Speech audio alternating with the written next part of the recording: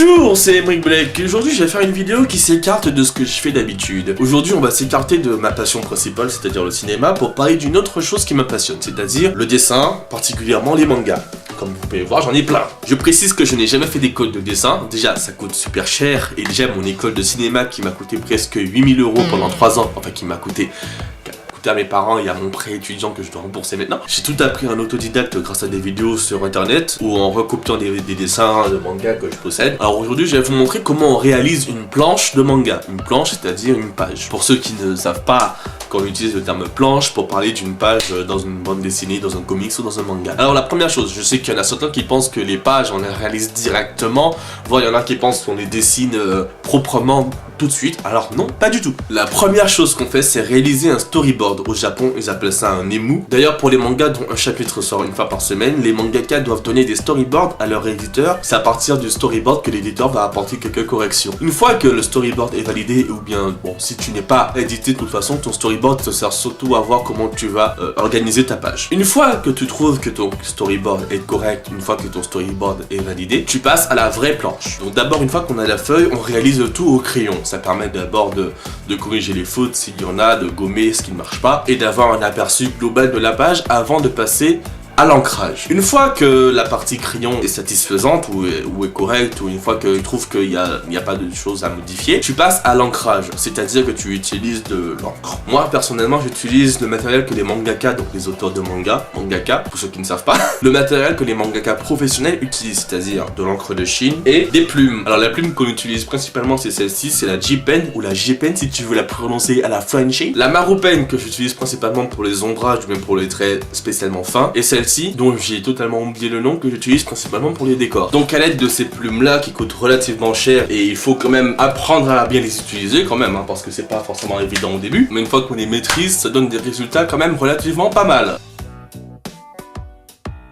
Alors pour les remplissages de noir, il y en a qui utilisent des feutres noirs. Moi personnellement j'utilise ceci. C'est un pinceau qui a de l'encre de Chine à l'intérieur et qui permet de facilement faire des effets de lumière dans les cheveux par exemple ou bien sur les vêtements. Et c'est vachement pratique. Ah, alors tous ceux qui se demandent comment les dessinateurs de manga font les effets de brillance dans les cheveux ou bien dans les vêtements, ben c'est avec ça. Voilà. Alors comme je disais tout à l'heure, j'utilise principalement la J-Pen donc pour faire les contours du visage, pour faire la partie principale de la planche. Et j'utilise ceci, la Marupen du coup, pour les ombres, pour tous les traits fins. Donc là par exemple j'utilise cette plume là pour faire les ombres du visage. Bon, c'est pas tous les mangaka qui s'amusent à faire les ombres sur le visage. Moi personnellement en fait depuis que j'ai appris à le faire, je m'amuse à le faire très souvent. Mais pour ça il faut quand même connaître relativement les zones sur le visage, les zones d'ombre, la morphologie du visage pour faire les ombres. Sinon on le fait n'importe comment et ça marche pas. Ensuite j'attaque les contours des vignettes. Parce qu'il faut bien penser à faire les vignettes. Donc avec une règle banale que tu trouves à Carrefour, tu fais les vignettes. Et donc pour les vignettes, j'utilise également cette plume là, tu peux utiliser n'importe laquelle pour les vignettes, ça on s'en fout. Une fois que j'ai réalisé les premiers plans, je fais ensuite les arrière-plans avec cette plume là qui s'appelle la Sagipen. J'utilise en tout cas cette plume là pour les arrière-plans. Pourquoi? Si on utilise ces plumes-là pour les arrière-plans, c'est parce que le trait reste relativement le même. Il n'y a pas trop de changement dans le trait. Par contre, si tu veux dessiner tes personnages, tu n'es pas avec ça. Parce que le trait, comme j'ai dit, il est le même. Il n'y a pas de relief dans les traits. Donc on dirait des dessins de Boruto par exemple. C'est vraiment des traits qui sont pas... Il n'y a pas de relief. Alors sur cette planche, je n'ai pas fait d'effet radial, les effets de zoom. J'ai utilisé plutôt des traits de force pour suivre le mouvement un peu circulaire dans le ciel de certains personnages, et pour ça j'ai utilisé ces sortes de règles là qui, comme vous le voyez, elles ne sont pas droites, elles sont légèrement courbées. Ça permet de faire du coup des traits courbés. Il y en a plusieurs sortes. Ensuite, une fois que ma page me plaît, je la gomme avec une gomme, et pour retirer du coup les morceaux de gomme qui restent sur la page, soit tu utilises ta main, mais il y a des chances que tu aies transpiré des mains, donc il est possible qu'en faisant ça avec ta main, tu laisses des traces d'encre sur ta page. C'est un peu dégueulasse. C'est pour ça qu'on a ce genre de plume. Alors la mienne est cassée, il faudrait qu'on achète une autre. Ça permet en fait de retirer les morceaux de gomme sur la page. Vous en avez sûrement vu dans le manga Bakuman si vous avez regardé Bakuman. Et enfin, donc sur cette planche là, je n'en ai pas utilisé, mais il y a ce genre de feuilles. Ce sont des feuilles de trame. Dans les mangas, vous voyez souvent des sortes d'effets de gris avec des petits points.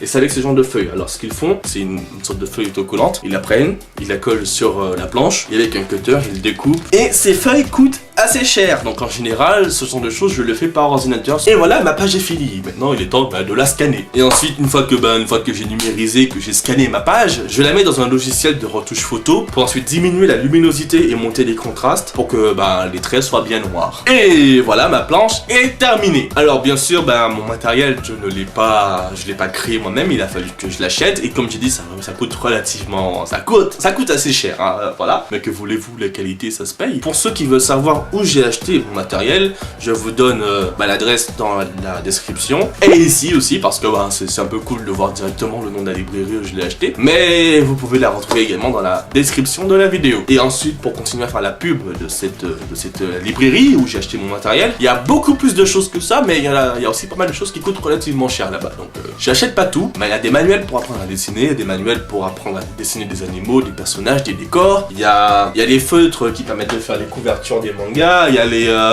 des mangas en japonais directement également. Il y a des posters de mangas. Je vous dis salut, et cette vidéo n'est pas faite par hasard, puisque la prochaine vidéo sera une théorie du Blake qui aura un rapport, je spoil pas trop, mais qui aura un rapport avec une œuvre qui parle de la création de manga, et précisément sur l'auteur de cette œuvre en particulier. Voilà, je vous dis tchuss.